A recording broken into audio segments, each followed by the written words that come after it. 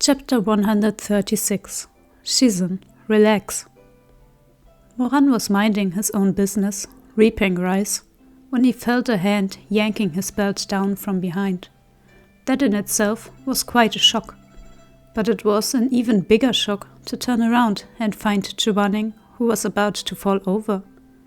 Moran hurriedly threw the sickle aside to catch him, but Chu Wanning had already stumbled halfway to the ground, where a supporting hand would be of no use. He had no choice. He had to grab him with both arms.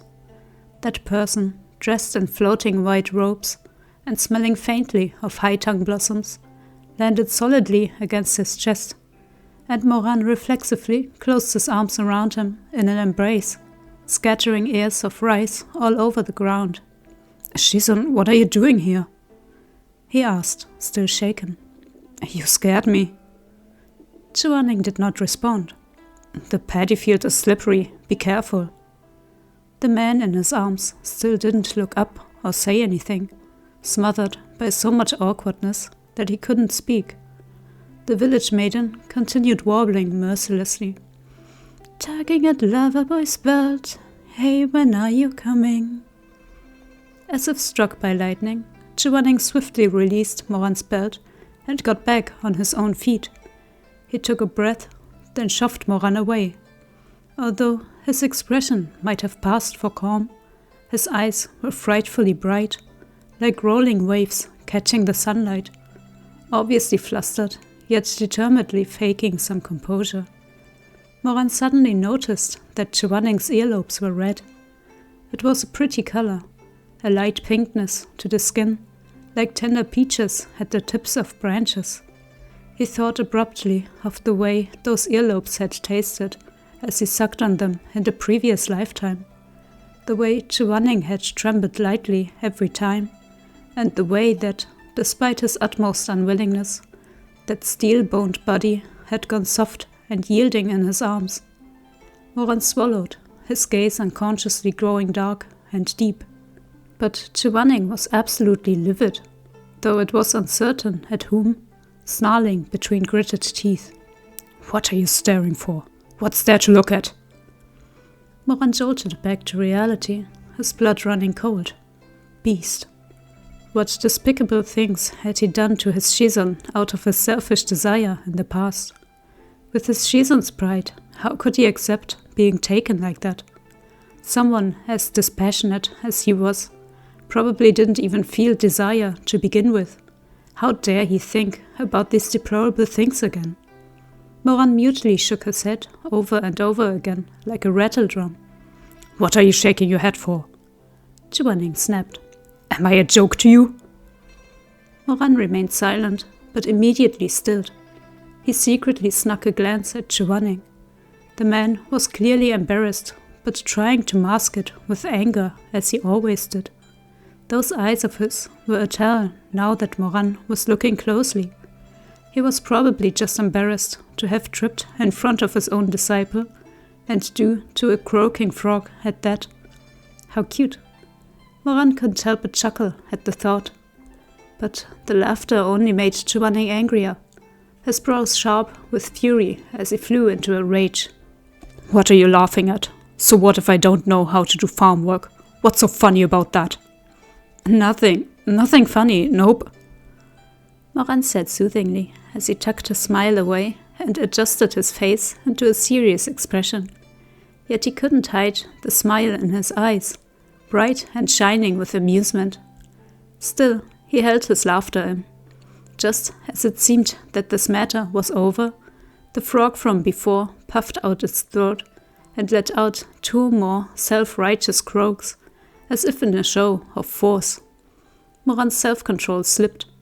He tried to turn away and cough into his fist to cover it, but he fumbled that too and let out a of laughter.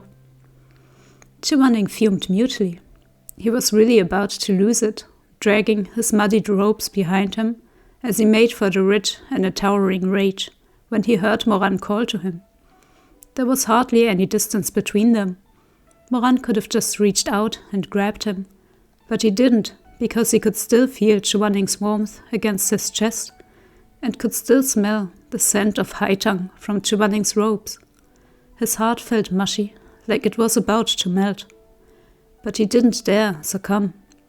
This person before him was so good. He wanted to treasure him, to cherish him, to revere him, as he would a god. He didn't want to hurt him anymore with his vulgar desires. So he only called out, "Shizun." "What? Not done laughing yet?" Chu Wanning glared sidelong at him. Moran's dimpled smile was filled not with mocking, but gentleness. "Do you want to learn? I'll teach you. It's actually quite simple, and Shizun is so smart. You'll definitely pick it right up." As Moran started to teach him how to reap the rice, Chu Wanning couldn't help but wonder how things had turned out this way. He had come over with the intention of learning by covert observation, so how had he ended up in an official apprenticeship? What a mess. But Moran was teaching him so seriously and attentively, and didn't even laugh at his clumsy attempts.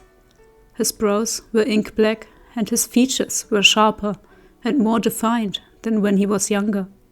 It should have given him a handsome and arrogant air, but his gaze was gentle and patient, as if hiding a great many burdens that weighed on him. Or perhaps hiding nothing at all, only conveying a depth of tenderness and weight of the years. "Just like this, it's all in the wrist, get it?" A long pause, then, Chu Wanning tried swinging the sickle as instructed, but still couldn't quite master it. He was used to carving up stiff blocks of wood in his work, but these soft stalks of grain were somehow harder to handle. Moran observed him for a while, then reached out a toned arm and adjusted his grip on the sickle. Skin brushed skin for only an instant. Moran didn't dare touch him more than that, and neither did Chu Wanning dare allow it. One was a torrential stream with nowhere to go, and the other a pond that was all but dried up. They were clearly a perfect match. If only one were to go into the other, the former would no longer churn restlessly with no outlet, and the latter could be filled and watered, parched cracks soon mended. But neither of them would do it, each hiding from the other. Moran explained from behind him, "Move your finger a little lower. Careful not to cut yourself." "I know," came the stiff response. "Relax a little. Don't be so tense." Chu Wanning shifted slightly. "Relax." But the more Moran said it, the more Chu Wanning's back tensed, and his grip stiffened. Relax, relax, relax. It wasn't like he didn't want to. Easy for him to say. But Moran was hovering right next to him, his breath practically caressing the back of his ear, hot and heavy, carrying this man's unique wild scent. How was he supposed to relax? For some reason, his wretched brain chose this exact moment to recall that shameful dream. They had been in a similar position then, with Moran's lips beside his ear, touching it, yet not, ghosting along his earlobe. He had said between panting breaths, "Relax a little. Don't clench around me so tightly." Chu Wanning's entire face turned red. He tried his best to squirm away from these weird thoughts, but a second wave rolled in right on the heels of the first, and he struggled free only to recall that size ranking of the Cultivation World's Young Heroes booklet instead. Chu Wanning couldn't make a sound. He was afraid there might be smoke rising from the top of his head. But Moran was none the wiser. "Why are you so tense?" "I am quite relaxed." Chu Wanning ripped around, eyes a little teary, yet filled with flames of anger.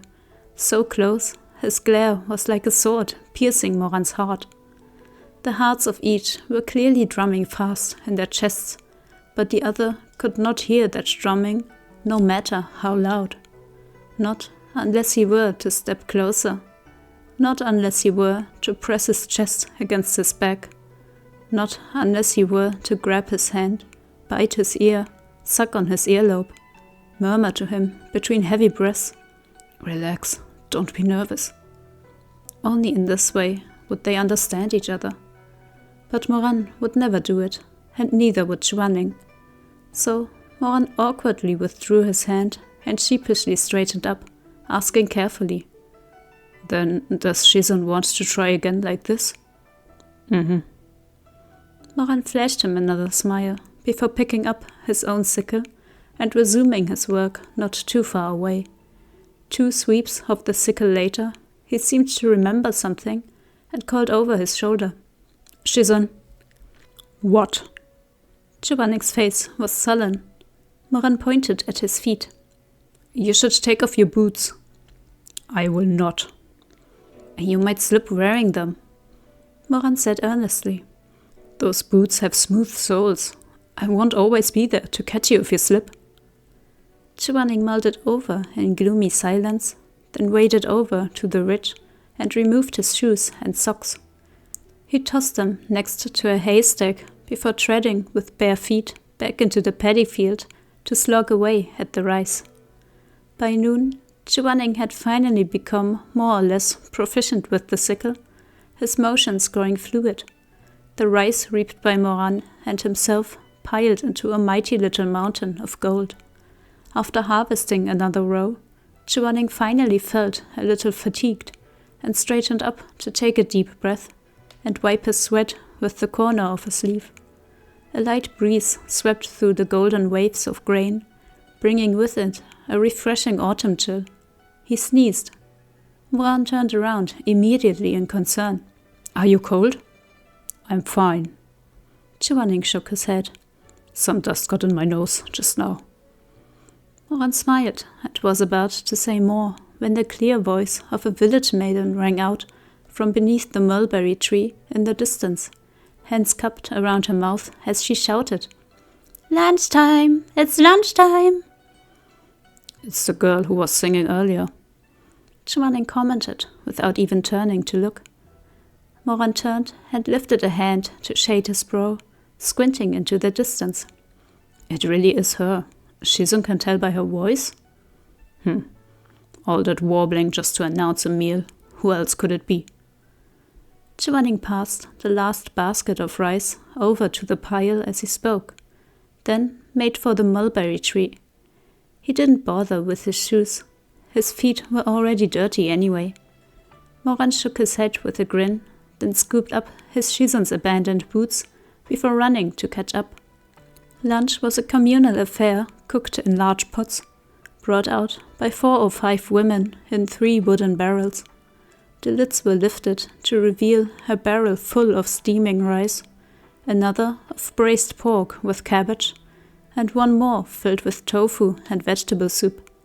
Frankly, life for the common folk in the lower cultivation realm wasn't easy, and meat was considered a luxury to most.